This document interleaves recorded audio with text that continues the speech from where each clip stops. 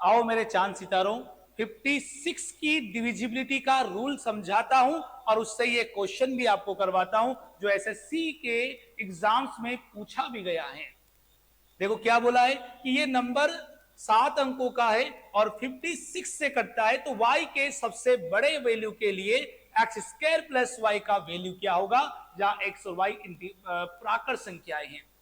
बेटा ये नंबर किससे कट रहा है, 56 से 56 से कट रहा है। और अगर ये नंबर अगर 56 से कट रहा है तो 56 का टुकड़े कर दो बेटा को प्राइम 7 इंटू 8, यानी अगर कोई नंबर 7 से भी कटता है और 8 से भी कटता है तो निश्चित रूप से वह 56 से भी कटेगा।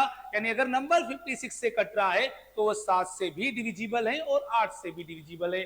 आपको पता होगा कि 8 का रूल क्या होता है बेटा, 8 की डिविजिबिलिटी का रूल है लास्ट के 3 अंक 8 से डिविजिबल हो, और 7 से डिविजिबिलिटी का रूल है 3 अंकों के पेयर बनाते हैं, 3 अंकों के पेयर बनाते हैं। आइए समझेंगे बेटा। सबसे पहले 8 के नियम से, 8 का नियम क्या बेटा, अंतिम 3 अंक। 8 का नियम क्या है, अंतिम 3 अंक, तो ये 2 y 4। बेटा y की जगह क्या रखें कि यह नंबर लास्ट के 3 डिजिट से बना हुआ 2y4 2y4 2y4 किससे कट जाए, 8 से कट जाए। जहां y क्या होना चाहिए, बड़ा होना चाहिए, तो हम बड़े से डिजिट से शुरू करते हैं। बेटा अगर y बराबर में 9 रखता हूं तो क्या 294 में 9 का भाग जाएगा, नहीं जाएगा। फिर हम लोग यहां पर 9 की बजाय 8 रखते हैं, तो 8 रखा ना बेटा y का वैल्यू, तो लो रख लो y का वैल्यू 8। अब चेक करो, 8 की टेबल 3 बार बोलेंगे 24 आएगा, 4 बचा, नहीं जाएगा। अच्छा y का वैल्यू अगर 7 रखोगे तो भी नहीं जा रहा बेटा, क्योंकि 4 का ही नहीं जा रहा इसमें। तो फिर आपने क्या रखा, 6 रखा। 6 रखा तो देखो ना बेटा, 8 3 24, 2 बचे, 8 3 24। ओहो, दैट मीन्स y का वैल्यू मैक्सिमम कितना मिला, हेलो, तो आप कहेंगे कि y का वैल्यू तो 6 आ गया। अब इस y के वैल्यू को यहां रख दो और फिर 7 का रूल लगाओ। 7 का रूल ढंग से समझना, ढंग से समझना।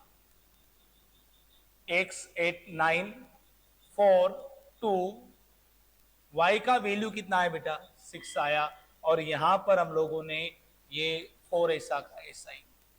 बेटा 7 का 11 का और 13 का, 7 11 13 का रूल क्या कहता है कि आप पीछे से 3 डिजिट के पेयर बनाते हो। पीछे से क्या करते हो, 3 डिजिट के पेयर बनाते हो, 3 डिजिट के पेयर बनाते हो, फिर उन्हें अल्टरनेटली जोड़ते हो और फिर उनका सब्ट्रैक्शन निकालते हो। अगर वो डिफरेंस अगर 7 से कटता है तो नंबर 7 से कटेगा, अगर वो 11 से कटता है तो 11 से कटेगा, और 13 से कटता है तो 13 से कटेगा। उदाहरण के लिए जैसे मेरे सामने 5 7 8 9 3 7 8, अभी से चेक बस बता रहा हूं मैं आप लोगों को। तो ये एक पेयर ये बनाया, फिर 3 डिजिट छोड़ दिए 1 2 3, फिर एक पेयर ये बनाया, फिर ये आप लोगों के 3 डिजिट। अब आपस में इनको जोड़ोगे और फिर इनको जोड़ोगे, फिर इनका डिफरेंस निकालोगे। अगर वो डिफरेंस 7 से कटता है तो नंबर 7 से कटेगा, 11 से कटता है तो 11 से कटेगा, और अगर वह डिफरेंस आपका 13 से कटता है तो 13 से कटेगा। आओ उसे यहां यूज कर लेते हैं। तो 3 के डिजिट का पेयर बनाते हैं। एक पेयर ये बन गया और एक पेयर आप लोगों का ये बन गया। x का वैल्यू 0 नहीं हो सकता है, नहीं तो संख्या आपके 7 अंकों की बजाय 6 अंकों की रह जाएगी। इसमें ये ऐड होगा अल्टरनेटली, तो 264 264 894 तो ऐसा का ऐसा ही है, डिफरेंस निकालेंगे, इसमें ये ऐड होगा तो 264 plus x, 894 minus 264 minus x. बेटा 4 से 4 गए 0 3, और यहां पर कितना आ गया आपका 6 माइनस एक्स। अब थोड़ा सा सोचिएगा बेटा कि x की जगह क्या रखे कि आने वाला डिफरेंस 7 से कट जाए, आने वाला डिफरेंस 7 से कट जाए, तो आप x बराबर 0 रखते ही, अगर आप यहाँ x का वैल्यू 0 रखोगे बेटा तो 630 में से x गया यानी 0 गया तो 630 बचेगा, और 637 से कटता है बेटा। अरे 7 से कट तो रहा है, लेकिन आप ध्यान रखो x आगे आ रहा है जीरो होते 6 डिजिट का हो जाएगा। और एक और बात दी हुई कि नेचुरल नंबर है यानी एक्स का वैल्यू जीरो तो रख ही नहीं सकते, तो फिर क्या रख सकते हैं, जब जीरो नहीं रखेंगे तो 630 में जब 7 का डिवाइड पूरा पूरा जा रहा है तो 7 का डिवाइड फिर कब जाएगा, जब 7 कम होगा। दैट मीन्स यहाँ पर x बराबर क्या रख दूंगा, 7 रख दूंगा। देखो 7 रखते ही कितना हो गया 623, which is divisible by perfectly 7।